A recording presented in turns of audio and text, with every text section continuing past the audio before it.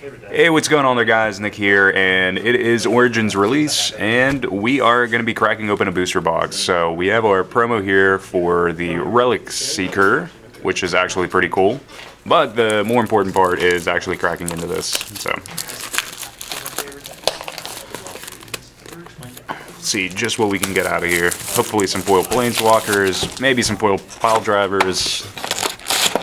Anything will do. So we'll see.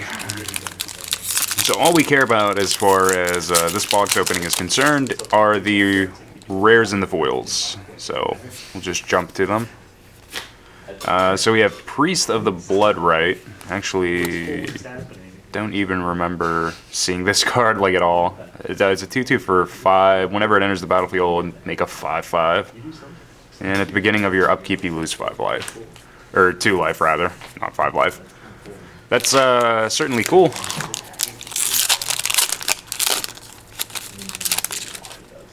Let's see, second pack.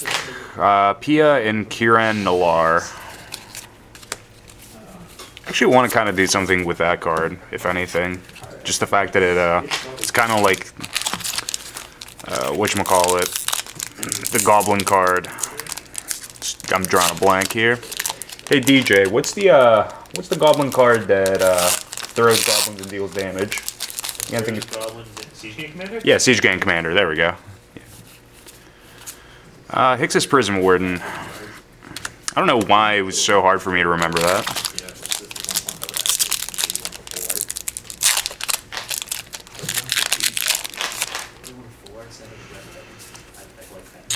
Alright, Pyromancer's Goggles. So unfortunately, that is our first mythic. So not really the most amazing of mythics, but 5 cost, taps and adds a red to our mana pool. Whenever that mana is spent to cast a red instant or sorcery, copy that spell and you can choose new targets. Really cool for EDH. Not super impactful as far as constructed is concerned.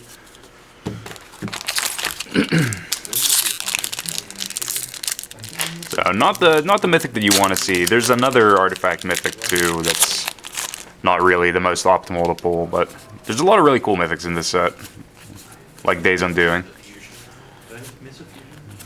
Despoiler of Souls, 3/1 for double black, can't block, and you can reanimate the bro.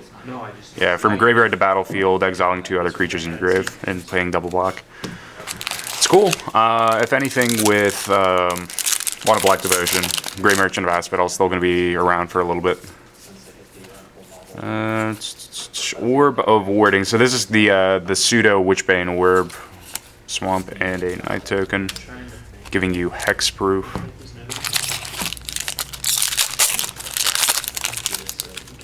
I don't know. There's a lot of really cool cards that I think are going to be playable at some point in time or another. I think the one card that I was most excited for was probably Avaricious Dragon. That card looks really cool. We have a regular Relic Seeker here to go along with our promo one. Foil Active Treason. That is cool.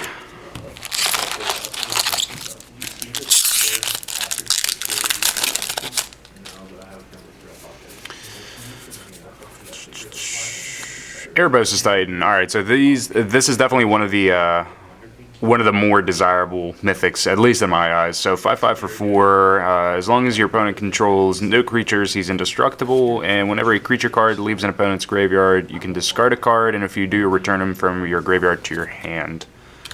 Pretty weird conditions to be met as far as something leaving your opponent's grave, but nonetheless, still a sweet card. 5/5 for 4, even though it's triple black intensive for mana purposes. But again, mono black Devotion. Zendikar Incarnate's really cool. Animist's Awakening. And Foil Anguish. Alright, there we go. That's exactly what we needed. That is insanely sweet. Even just the foiling on it looks really cool. They did a really good job with the foils in this set. But yeah, that is insanely cool. I think Languishes are up to like $12 or so, and that card's super playable. Displacement Wave, this is another card that I think is playable. Return all non-land permanents with CMC X or less to their owner's hands. X in double blue.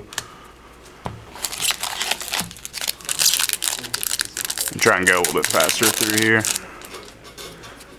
Oddly enough, out of the boxes that I've seen open thus far, not a lot of pile drivers have been pulled, surprisingly enough. Thopter Spy Network, going towards the creation of Thopter tokens and artifact 1/1s.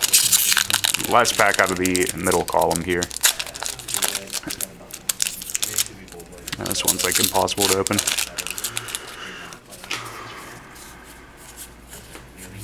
What do we have here? We have a Knight of the White Orchid. So 2/2 for double white. First strike, and if you have less lands than your opponent, whenever it enters the battlefield, you can search your library for planes and throw that onto the battlefield. Really interesting reprint. I would have thought that they would have printed more knights and made like a knight sub-theme like they did for the other tribal stuff. I mean, I guess they had it for humans, but not as impactfully, I guess. Nissa's Revelation. Foil Bounding Crisis. That is actually super, super sweet. Not sure if that's worth a whole lot, but yeah, that's insanely sweet. Unfortunately, he doesn't interact with your opponent's permanents. It's just creatures, because otherwise that'd be really cool.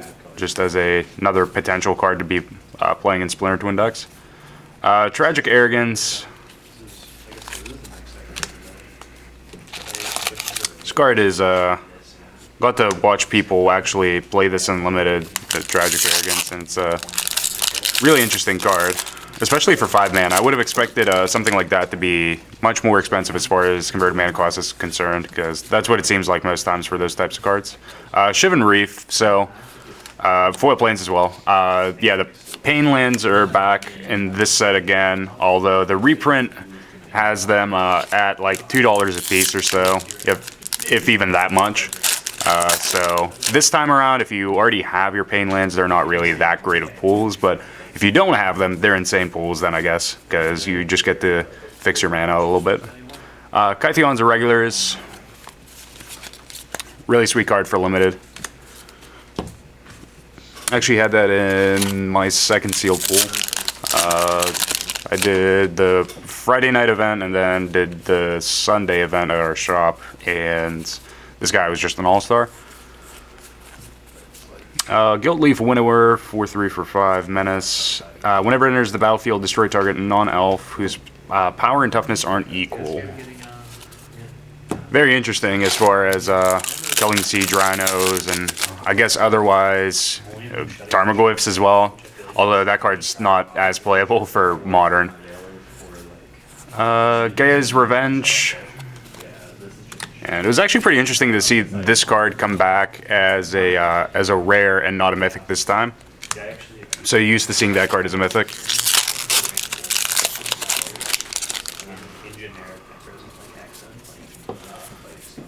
Goblin Glory Chaser is really cool. And we have Infinite Obliteration. So name a creature card, search target opponent's graveyard, hand, and library for any number of cards with that name and exile them, then shuffle their library. And a foil Clash of Wills, which is actually really cool. That's actually insanely cool. All these foils just look gorgeous. I actually like this card a lot too. I don't think it'll be a card that you play as like a play set, but it's definitely a cool like 1 or 2 up, maybe even 3 up. But I think in some amount this card will still see play.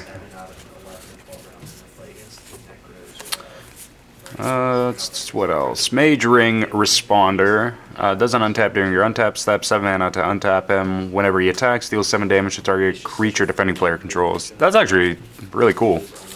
I like that. I like this card.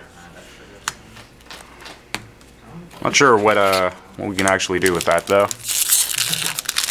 Because if you cheat it into play, he's realistically only going to attack once, unless somehow you manage to mask the difference in mana. Talent of the Telepath, so the mill card. reveal the top 7. You can cast an instant or sorcery among them without paying its mana cost, and put the rest into the graveyard. If there are 2 or more instants or sorceries in your graveyard, you can cast up to 2 revealed instants or sorceries instead.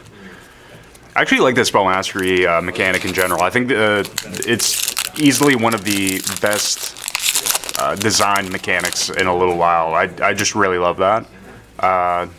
If they would have printed something more broken as far as cards are concerned, even just like an uncommon, like if they would have reprinted the if they would have printed the card that does 2 damage and 3 damage instead to a creature with spell mastery, and they would have made it creature or player, I think that would have been insane. Getting a pseudo lightning bolt in the format. We have Harbinger of the Tides. So this guy is really cool for tribal merfolk as far as modern is concerned, and even just mono blue devotion for standard, and Alchemist's Vial in foil. I actually like this guy a whole lot. You can flash him in for an additional 2 colorless.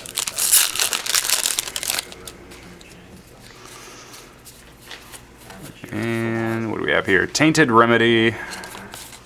If an opponent would gain life, they lose that much life instead. Enchantment.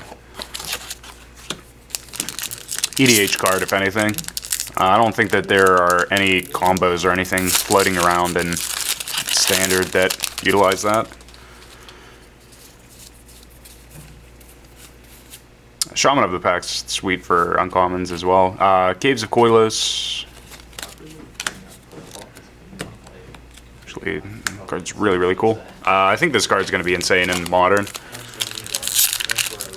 think that's the one card that Elves really, really wanted. Something along those lines of just a Elf bro that deals damage equal to your Elves. Languish, so a regular one. And we have an Angel.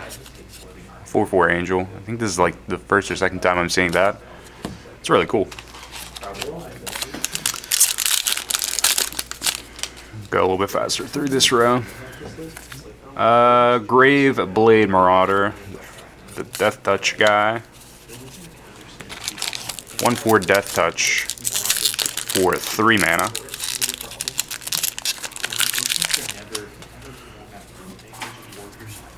We got here, we have Molten Vortex, so this pseudo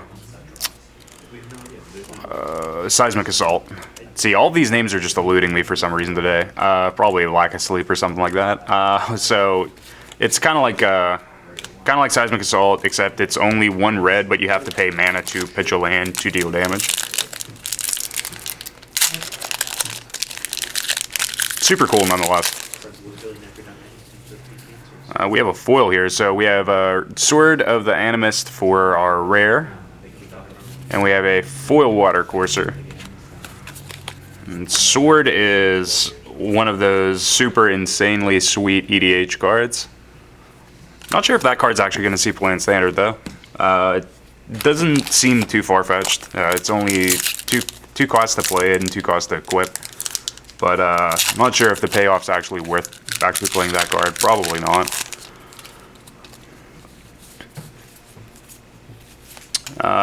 We have Dwynen, Guiltleaf Dane, 3/4 for 4, Reach Elf Lord, giving them +1/+1.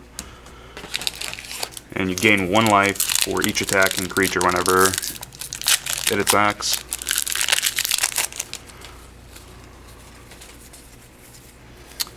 Sigil Starfish is back as well. We have a Land of War Wastes. So is that's the first one, yeah. I was trying to remember which ones we pulled. We pulled Reef, Caves, and then Land of War Wastes. I've seen boxes that have gotten like 1 or 2 of these, and then also ones that get the full set. So we have Nissa, Vastwood Seer. That's exactly what we wanted. And Nissa, Sage Animist on the other side. All the Planeswalkers are really cool. It's I don't know what it is about them, but it's hard for me to actually get excited about pulling them because for some reason they don't seem that playable to me. They seem cool, they just don't seem aggressively playable. Especially not Nissa, at least not in my eyes. I think out of this set, I was probably most excited for like Languish and Pile Driver, and also the Harbinger as well. We have Will Breaker and an emblem. There we go. That's cool. And we have what, 4 more packs. So 4 packs left.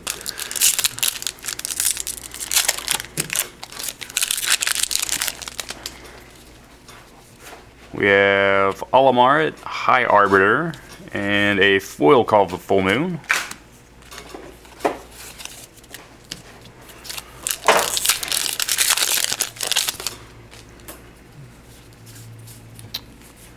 Another Bounding Crisis. We have Hangerback Walker.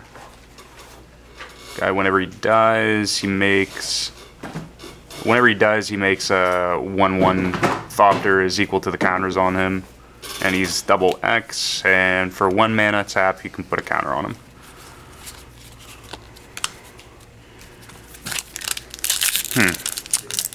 Seems super interesting. Seems like a really easy way to flip Liliana. You just cast it for 0.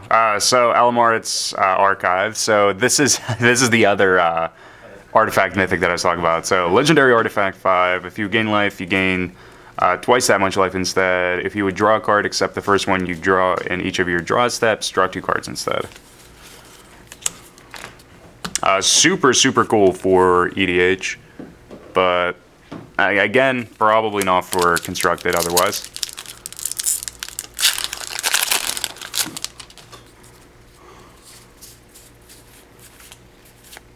And the last one, we have Soulblade Jin and no foil. So unfortunately, no foil. No pile drivers out of this box either. It's kind of weird. But we did still pull a Planeswalker out of here. We pulled our Nissa, which is great. And I think from what I've seen thus far, you pull about 1 or 2 of these per box. That seemed like what the average is, given how many I've opened thus far, even just for the shop. But otherwise, the Painlands seem to be anywhere from like 1 to 4 as like a regular thing. The Mythics are probably like 3 or 4 per box, if not a little bit higher on that. We pulled what, 3 of them? 3 or 4 of them out of this box. We pulled, let's see, Airbus Titan. What else? Where's it at? I know we pulled the one mythic, not the archive, but the other one. Oh, we do have the archive. We have Nissa, the Pyromancer's goggles. Where are those hiding at? Oh, there they are. It was actually the 4th card that we pulled. Was that the only 4 as far as our mythics are concerned? I think so. Either way, like even though these 2 are kind of lackluster, they're still really cool EDH cards. And the Nissa and the Erebos Titan are both, I think, on the playable end. Even though I'm not really as excited for the Planeswalkers, I think the concept of them is super interesting and definitely something that is out of the ordinary as far as what they've been doing thus far. But I think the pulls, even just for this box, were pretty on par. It wasn't anything way too amazing. Like the foil Languish was definitely my favorite thing out of this box by far. But I think overall this was a pretty okay box. Nothing to go home and brag about, but definitely a sweet box nonetheless. So thank you guys for joining me. Remember to like the video and subscribe to the channel for more content. And until next time, guys, peace out.